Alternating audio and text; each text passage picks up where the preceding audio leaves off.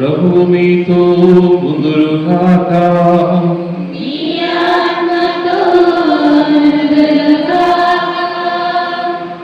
పునీత మత్తయి గారు రాసిన పవిత్ర సువిశేషములోని భాగము.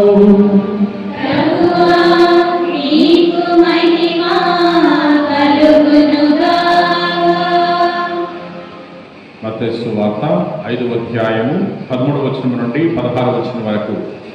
మీరు భూమికి ఉప్పు వలె ఉన్నారు. ఉప్పు తన ఉప్పుదనమును కోల్పోయినలా దానిని తిరిగి పొందలేదు. అట్టి ఉప్పు బయట పారవేయబడి ప్రజలచే త్రొక్కబట్టుకే గాని మరెందుకు పనికిరాదు. మీరు లోకమునకు వెలుగై ఉన్నారు. కొండపై కట్టబడిన పట్టణము మరుగై ఉండజాలదు.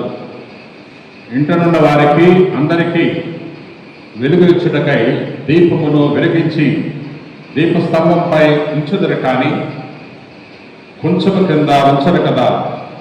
ప్రజలు మీ సత్కార్యములు చూచి పరలోకమందున్న మీ తండ్రిని సన్నుతించుటకు మీ వెలుగును వారి ఎదుట ప్రకాశింపనేడు.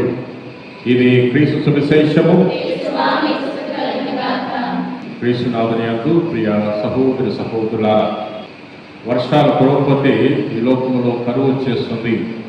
నేటి మొదటి పట్టణంలో కూడా మనం చూస్తున్నాం. భయంకరమైన కరువు దాపురించినప్పుడు దేవుడు ఏలియాను ఆహారముతో సంరక్షిస్తున్నాడు, నీటితో తనను పోషించాడు. కరువు సంభవించినప్పుడు దేవుడు ఏలియాకు చెప్పాడు, నువ్వు వెళ్ళు, కేరింది వాగు వద్దకు వెళ్ళి అక్కడ ఉండు, ఆ వాగులో ఉన్న నీటిని తాగుతూ ఉండు, నేను నీకు కాకులతో రొట్టెలు పంపిస్తాను అని దేవుడు తెలియజేశాడు. దేవుడు తెలియజేసినట్లే ఏలియా కేరింది వాగు వద్దకు వెళ్ళాడు. అక్కడ నీటిని తాగుతూ దేవుడు పంపించిన ఆ రొట్టెలను భుజిస్తూ జీవించాడు. కొంతకాలం అయిన తర్వాత ఆ వాగులో ఉన్న నీరు కూడా ఎండిపోయింది. అప్పుడు దేవుడు ఏలియాతో తెలియజేస్తున్నాడు, ఇక్కడ వాగులో నీరు అయిపోయింది కాబట్టి నిన్ను సారీపాత గ్రామానికి పంపుతున్నారు. ఆ గ్రామానికి వెళ్ళు, అక్కడ ఒక పేద విధవరాలు ఉంటుంది. ఆ పేద విధవరాలు నీకు ఆహారం పెడుతుంది, నేను ఆదేశించాను, వెళ్ళు అని తెలియజేసినప్పుడు ఏలియా కేరితు వాగు నుండి బయలుదేరి సారీపాత గ్రామానికి వెళ్తున్నాడు. సారీపాత గ్రామం ముఖద్వారంలో ప్రవేశించినప్పుడు అక్కడ ఒక స్త్రీ పొలం ఏర్పడుతుంది. ఒక విధవరాలు తను చూసి తను అడుగుతున్నాడు, అమ్మా నాకు దాహంగా ఉంది, తాగడానికి కొద్దిగా నీరు ఇవ్వు అన్నప్పుడు ఆమె లేచి ఇంట్లోకి వెళ్ళబోతుంది నీరు తీసుకురావడానికి.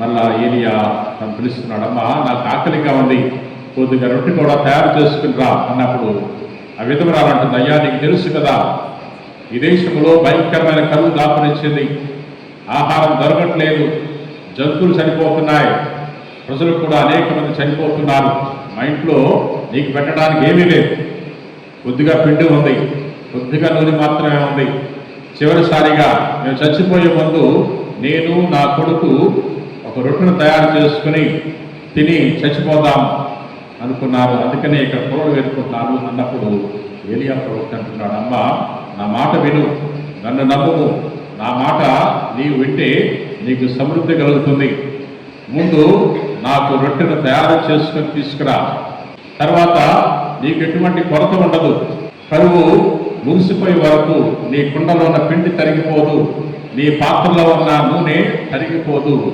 నా మాటలు నమ్ముము అని తెలియజేసినప్పుడు ఆ పేద విధవరాలు ప్రవక్త యొక్క మాటలను ఆలకించింది, విశ్వసించింది, విధేయత చూపిస్తుంది. ప్రవక్త కోరినట్లు తన ఇంట్లోకి వెళ్ళి ప్రవక్తకు ముందుగా ఒక రొట్టెను తయారు చేసుకుని తీసుకుని వచ్చింది. ప్రవక్త దాన్ని భుజించి దీవించాడు. అమ్మా ఇక నీకు ఎటువంటి కొరత ఉండదు, ఈ కరువు ముగిసే వరకు నీ కుండలో ఉన్న పిండి తరగదు, రోజు రోజుకి పెరుగుతుంది, నీ పిడతల వల్ల నూనె తరిగిపోదు, పెరుగుతూనే ఉంటుంది అని దీవించి ఉన్నాడు. ప్రవక్త దీవించినట్లే ఆమెకు ఎటువంటి కొరత రాలేదు.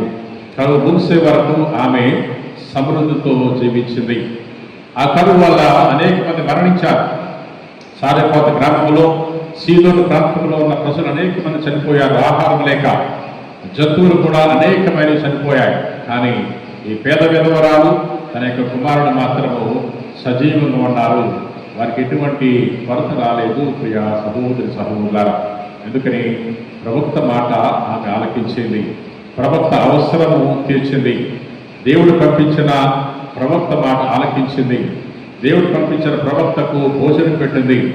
అందుచేత దేవుడు ఆ స్త్రీని అమితముగా దీవించాడు. ప్రియ సహోదరి సహోదరులారా, మనం కూడా దేవుని యొక్క మాటను ఆలకిస్తే దేవుడు మన దీవిస్తాడు.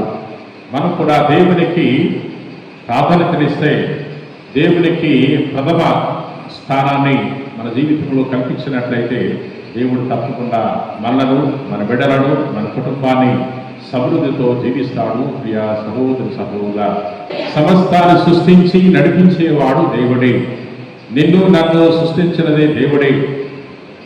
సూర్యచంద్రులను, ఈ భూమిని, ఆకాశాన్ని, ఈ నక్షత్రాలను, ఈ గ్రహాలన్నింటినీ కూడా సృష్టించినది, నియంత్రించేది దేవుడే. ప్రియ సహోదరి సహోదరులారా, దేవునికి అసాధ్యమైనది ఏదీ లేదు. మన జీవితము క్షణభంగరము. మన యొక్క శక్తి చాలా బలహీనమైనది. మన యుక్తి చాలా చిన్నది. దేవుడు చెప్పినట్టు మనం నడుచుకుంటే మనకు మంచి జరుగుతుంది. మన జీవితంలో గొప్ప గొప్ప కార్యాలు మనం చూడవచ్చు. ప్రియ సహోదరి సహోదరులారా, నేటి సువార్తలో యేసు ప్రభు 2 ఉపమానాలు చెప్తున్నాడు. మొదటి ఉపమానము ఉప్పు గురించి ప్రభు చెప్తున్నాడు. రెండో ఉపమానము వెలుగు గురించి చెప్తున్నాడు. ప్రభు ఏమంటున్నాడు, మీరు భూమికి ఉప్పు వలె ఉండాలి. ఉప్పు తన ఉప్పదనం కోల్పోతే అది దేనికి పనికిరాదు. అది పారవాయి పట్టకే కానీ ఇంకా దేనికి అది పనికిరాదన్న విషయాన్ని ప్రభు నేటి సువార్తను తెలియజేస్తున్నాడు.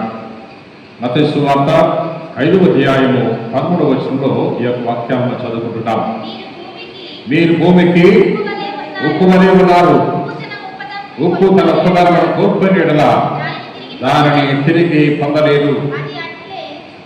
అట్టి ఉప్పు బయట పారవేయబడి ప్రజలచే పక్కబట్టకే గాని మరెందుకు పనికిరాదు. ఉప్పు మనందరికీ అవసరము. ఉప్పు రుచినిస్తుంది. మనము ఎంత విలువైన ఆహారాన్ని తయారు చేసుకున్నా తప్పకుండా ఉప్పు వేస్తూ ఉంటాం. ఉప్పు సరిపాడులో వేస్తూ ఉంటాం. ఉప్పు సరిపాడులో జోడించినప్పుడు ఆహారానికి రుచి వస్తుంది. ప్రియ సహోదరి సహోదరులారా, అదేవిధంగా ప్రభు చెప్తున్నాడు, నీవు కూడా ఇతరులకు రుచినివ్వాలి. నీ జీవితము ఇతరులకు రుచినివ్వాలి. నీ జీవితము, నీ మాటలు, నీ ప్రవర్తన ఇతరులకు సంతోషాన్నివ్వాలి. ఇతరులకు రుచికరంగా ఉండాలి కానీ ఇతరులకు చేదుగా ఉండకూడదు. ఇతర జీవితాలకు నీ మాటలు, నీ ప్రవర్తన ఒక శాపంగా మారకూడదు, ఒక దీవెనగా మారాలి. ఇతరులకు ఉపయోగపడేటట్లే నీవు ఉండాలి కానీ ఇతరులకు కష్టం కలిగించేటట్లు నీవు జీవించకూడదు అనే విషయాన్ని ప్రభు తెలియజేస్తున్నాడు. మరొకసారి మనం పరిశీలించుకుందాం. మన జీవితము ఇతరులకు ఉప్పు వలె రుచినిస్తుందా, ఉపయోగపడుతుందా?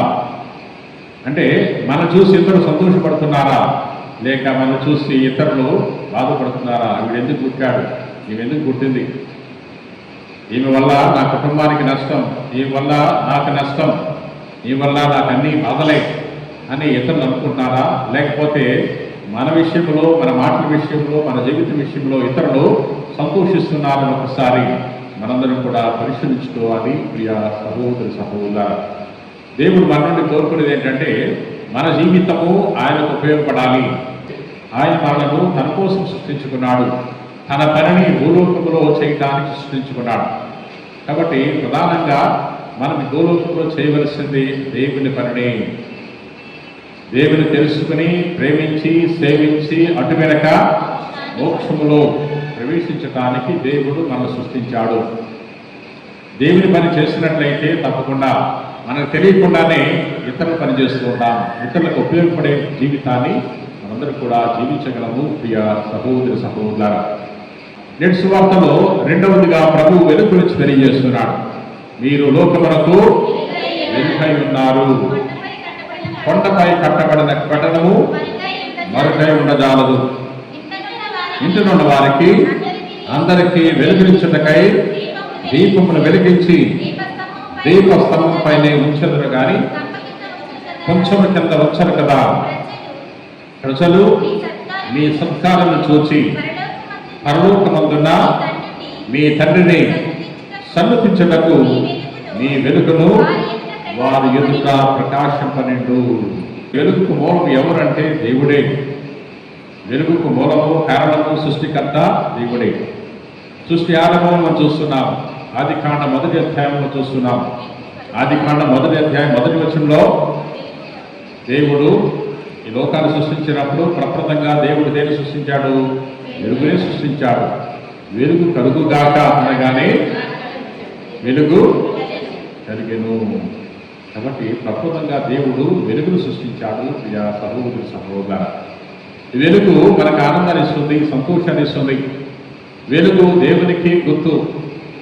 వెలుగు సంతోషానికి చిహ్నంగా ఉంది. ప్రభు అంటున్నాడు, నీవు లోకానికి వెలుగుగా ఉండాలి. దేవుడు మనలను లోకానికి వెలుగుగా సృష్టించాడు. కానీ మనము ఈ లోకానికి చీకటిగా మారిపోతున్నాం. ఆయన సృష్టించింది మనను ఈ లోకానికి వెలుగుగా, లోకానికి ఉప్పుగా సృష్టించాడు. అంటే ఇతరులకు సంతోషాన్ని, ఆనందాన్ని చేకూర్చే వ్యక్తులుగా దేవుడు మనను ఈ లోకానికి పంపాడు. ప్రభు ఒకనొక సమయంలో తెలియజేస్తున్నాడు, లోకమునకు వెలుగును నేనే అంటున్నాడు. నన్ను అనుసరించేవాడు అంధకారం నడవక నిత్య జీవపు వెలుగును పొందును అని ప్రభు అంటున్నాడు. ప్రభు లోకానికి వెలుగు. I am the light of the world. కాస్త జాగరణ పూజ సమయంలో మనము విద్యుత్ దీపాలన్నీ కూడా ఆర్పివేసి క్రొత్త నిప్పులు తయారు చేస్తాం. క్రొత్త నిప్పుల నుండి పాస్కా క్రొవ్వొత్తుని వెలిగిస్తాం. పాస్కా క్రొవ్వొత్తు నుండి మన చేతిలో ఉన్న క్రొవ్వొత్తులను వెలిగించుకుంటాం. పాస్కా క్రొవ్వొత్తుని గురువు చేత పట్టుకుని 3 సార్లు తెలియజేస్తున్నాడు, ఇదిగో క్రీస్తు జ్యోతి అని. ఇదిగో క్రీస్తు జ్యోతి, ఇదిగో క్రీస్తు జ్యోతి అన్నప్పుడు అందరము వారిని ఆరాధించబోని. క్రీస్తు ఆయనే వెలుగు. ఆయన చెత్తకు వెళితే మన జీవితంలో కూడా వెలుగు ప్రవేశిస్తుంది. జ్ఞానస్థాన సమయంలో మనం వెలుగును స్వీకరిస్తున్నాం. జ్ఞానస్థాన సమయంలో గురువు వెలుగుచున్న క్రొవ్వొత్తుని అభ్యర్థించి క్రీస్తు వెలుగును స్వీకరించు, క్రీస్తు జ్యోతిని స్వీకరించు అని తెలియజేస్తాడు. అప్పుడు ఆ వ్యక్తిలో ఉన్న చీకటి పాపం తొలగిపోతుంది, క్రీస్తు వెలుగు ప్రవేశిస్తుంది.